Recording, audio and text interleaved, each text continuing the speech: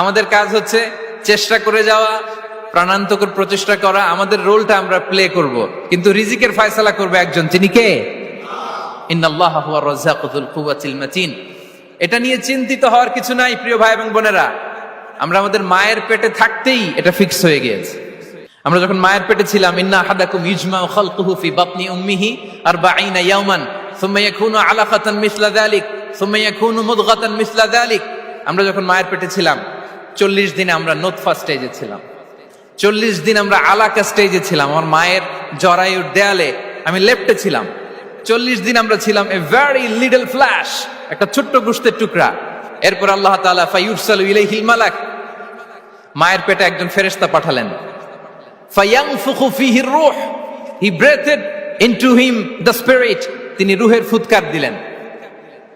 ওয়া ইউমারু বিআরবা'i কালিমাত, 4টা জিনিস তখন লিখে দেয়া হলো। বিকাতবি রিজকিহি ওয়া আজালিহি ওয়া আমালিহি ওয়া শাকিয়ুন আও সাঈদ, তার রিজিক কি হবে লিখে দেয়া হয়েছে মায়ের পেটে যখন ছিলাম।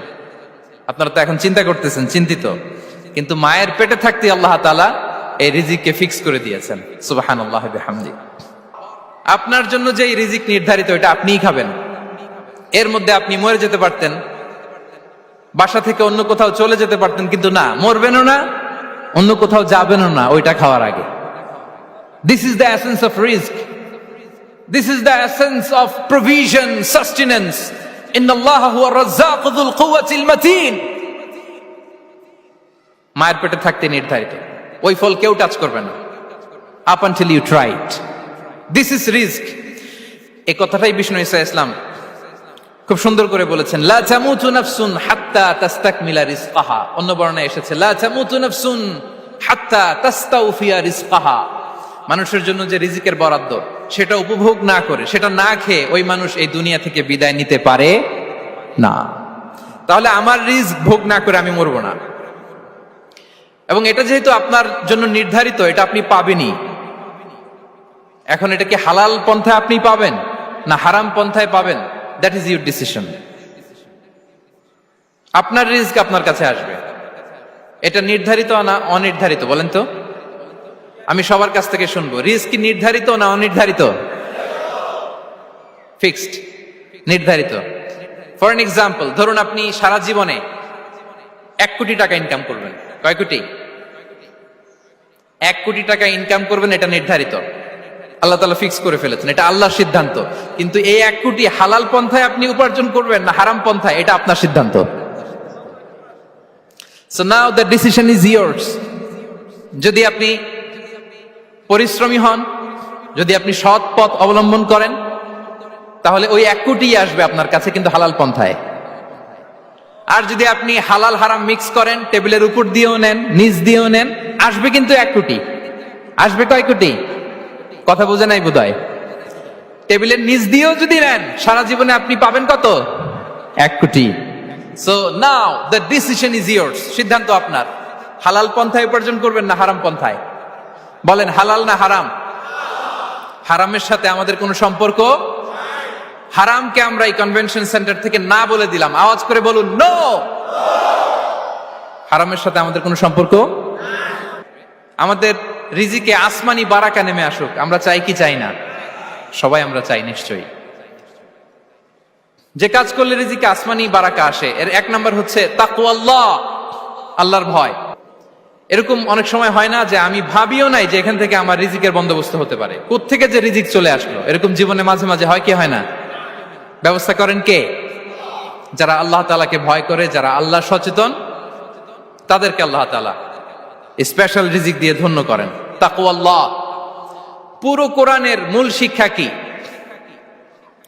পুরো ইসলামের এসেন্স কি, জিস্ট কি, সারাংশ কি? যদি আমাকে জিজ্ঞেস করা হয়, আমি বলবো তাকওয়াল্লাহ, আল্লাহর ভয়, আল্লাহর সচেতনতা।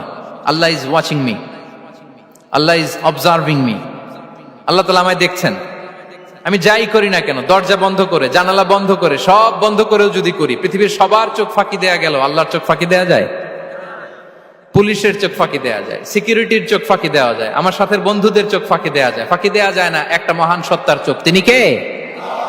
এই তাকওয়ার চর্চা যার মধ্যে আছে, তার রিজিকে বারাকা নেমে আসবে। আমরা যেন তাকওয়ার চর্চা করি, আমাদের ছেলে মেয়েদের জন্য এটা শেখাই যে কেউ দেখে না বাবা, কিন্তু আল্লাহ দেখে। ছোটবেলা থেকে যদি আমাদের সোনামণিদের ব্রেইনে এই তাকওয়াল্লাহ নামের এই সফটওয়্যারটা ইনস্টল করে দেই, আর কোনোদিন সে বিপদগামী হবে না, পথচ্যুত হবে না।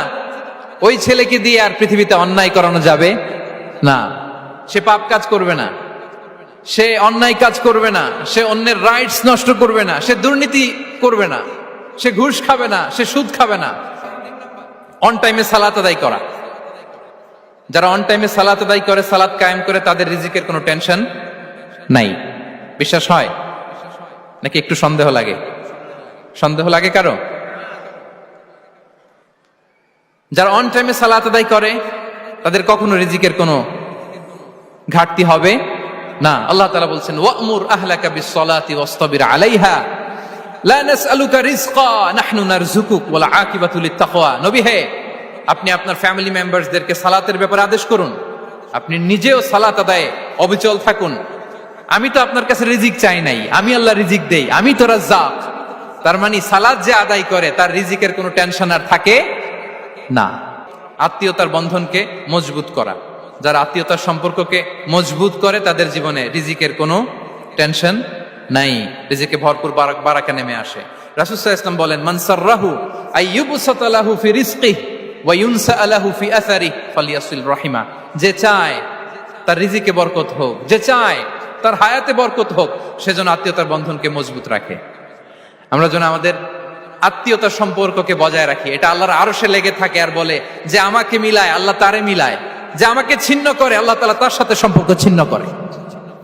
বিষ্ণু বলেন, লা ইয়াদখুলুল জান্নাতা খাতি'। আত্মীয়তার সম্পর্ক যে ছিন্ন করেছে সে কঠিন কালে আল্লাহর জান্নাতে প্রবেশ করার এন্ট্রি পাবে না। আমরা যেন আত্মীয়তার সম্পর্ক বজায় রাখি। রিজিক বৃদ্ধির কি করা? দোয়া করা। বিষ্ণু ইসলাম নিজেও দোয়া করতেন। উম্মে সালামা রাদিয়াল্লাহু তাআলা আনহা, আমাদের আম্মা জান, তিনি বর্ণনা করেন, রাসূল সাল্লাল্লাহু আলাইহি ওয়াসাল্লাম ফজরের সালাতের পরে সালাম ফিরিয়ে তিনি পড়তেন, আল্লাহুম্মা ইন্নী আসআলুকা ইলমান নাফিআ ওয়া রিজকান তাইয়্যিবা ওয়া আমালান মুতাকাব্বালা। আই রিপিট, আল্লাহুম্মা ইন্নী আসআলুকা ইলমান নাফিআ ওয়া রিজকান তাইয়্যিবা ওয়া আমালান মুতাকাব্বালা। প্রত্যেকদিন ফজরের সালাতের পরেই বিষ্ণু ইসলাম এই দোয়াটা পড়তেন, আল্লাহ তোমার কাছে আমি উপকারী জ্ঞান চাই, আল্লাহ তোমার কাছে আমি পবিত্র রিজিক চাই, আল্লাহ তোমার কাছে আমি কবুলযোগ্য আমল চাই, আমার আমলগুলো যেন কবুল হয়। এই দোয়াটা করতেন। এই দোয়াটা পড়বেন তো সবাই। বিষ্ণু ইসলাম নিজে পড়তেন সকালবেলা, একেবারে দিনের শুরুতেই রিজিকের বরকতের জন্য দোয়া করে তিনি ওনার ডে স্টার্ট করতেন। কোরআনে অনেক আয়াতে রিজিকের জন্য দোয়ার ব্যাপারে পাওয়া যায়, আমরা সেদিকে যাব না। সাইয়েদনা ঈসা আলাইহিস সালাম তিনি বলেছেন, আল্লাহ আকাশ থেকে মায়েদা পাঠান। ওই আয়াতের শেষে বলেছেন, ওয়ারযুকনা ওয়া আনতা খায়রুর রাযিকিন। আল্লাহ আপনি আমাদেরকে রিজিক দিয়ে ধন্য করুন, আপনিই তো রিজিক দাতা। আল্লাহ নবী ইব্রাহিম আলাইহিস সালাম তিনি দোয়া করেছেন, রব্বি জাআল হাযা বালাদান আমিনা ওয়ারযুক আহলাহু মিনাস সামারাত। আল্লাহ এই জনপদকে, মক্কাকে আপনি পবিত্র নগরী, এই নগরীকে আপনি নিরাপদ নগরী করুন, আর এই নগরীর অধিবাসীদেরকে আপনি ফলমূল দিয়ে রিজিক দান করুন। তাহলে নবীরা তারা স্বয়ং রিজিকের দোয়া করেছেন। আমরা যেন রিজিক প্রাপ্তির জন্য, রিজিকে বারাকার জন্য আল্লাহ তাআলার কাছে দোয়া করি।